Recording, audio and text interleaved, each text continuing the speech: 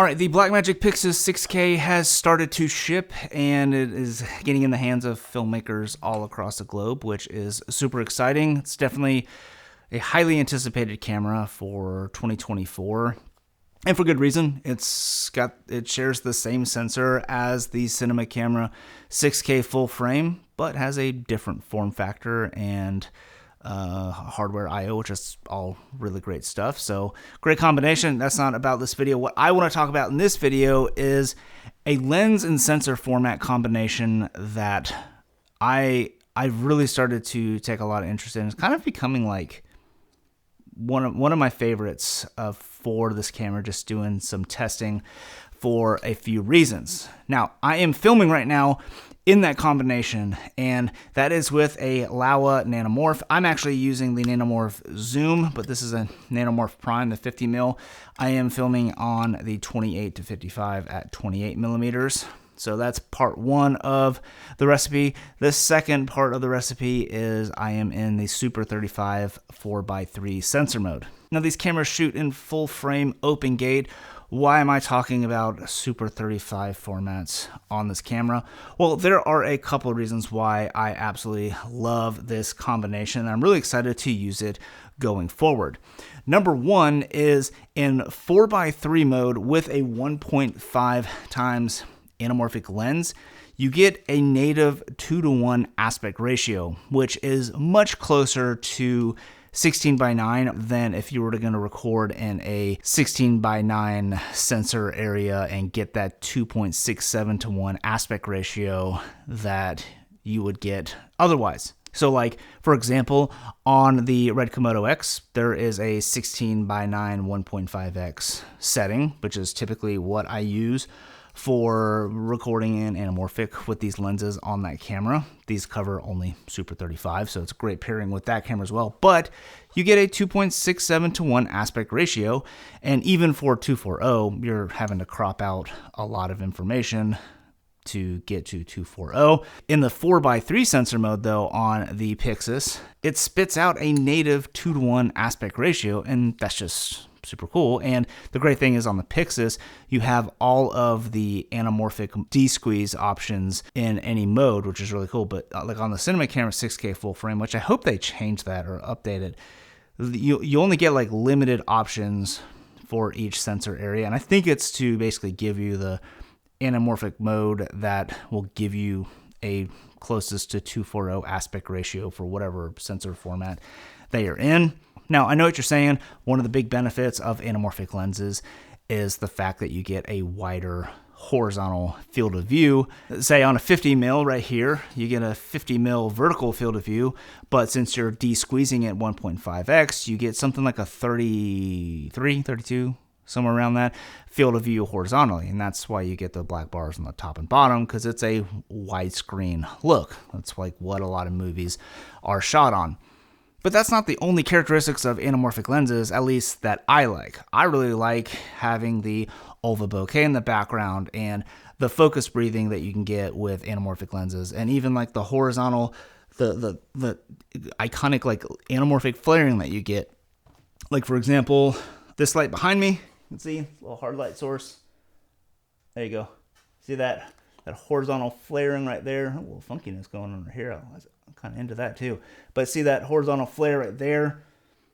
I'm super into it. And the great thing about these nanomorph lenses, and the reason why I like the nanomorph, I use the nanomorph lenses particularly, is because they don't have like an insane amount of character. I feel like they are clean and almost modern enough looking to where they could pass for most corporate stuff, but it just has a little bit of special sauce to make it look just a little bit more unique than if you were to shoot on spherical lenses, for example.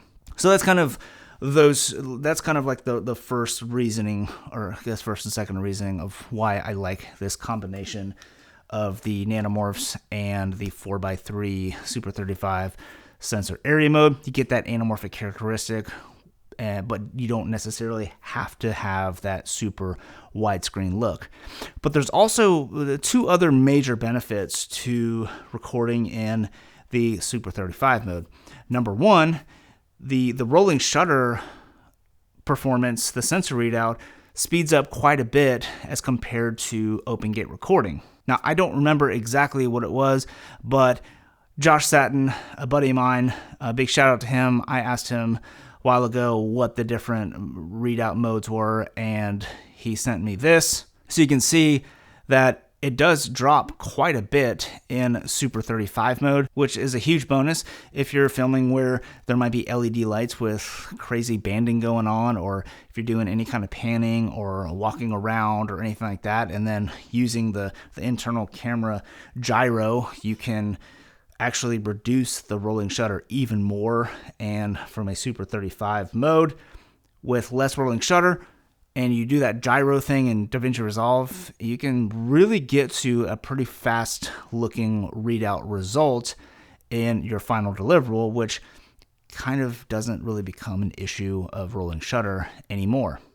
Now, the last thing that's really cool about this mode is the fact that you can bump up all the way to 48 frames per second. Well, technically it's 50 frames per second, but I really like 48 frames per second, especially in like the commercial space. I think 48 frames per second is a really good kind of middle ground for slowing down the motion, but especially with people and where there's like smiles and stuff like that, it doesn't look super slow like 120 frames per second or even 96 frames per second, where it kind of just looks a little bit awkward. You can still kind of capture the right amount of motion at 48 frames per second. So even though the pyxis and the Cinema Camera 6K full frame are full frame open gate recording capable cameras, don't look past the fact that it has these Super 35 modes, because there are a lot of lenses that are Super 35 to begin with that are really fantastic lenses.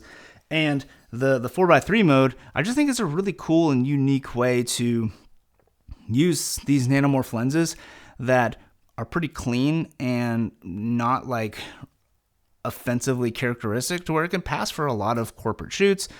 Obviously, you know, you want to have some spherical lenses with you in case your client's like, I'm not into that at all. But I just think it lends yourself to, you know, having more options for a traditional 16:9 deliverable while getting a lot of the anamorphic lens characteristics like oval bokeh and the flaring and all that, so you can kind of satisfy your creative itch while you're working on a corporate doc or interview or story video or something like that. So pretty niche topic, but you know, I'm not necessarily here for the views or growing this channel.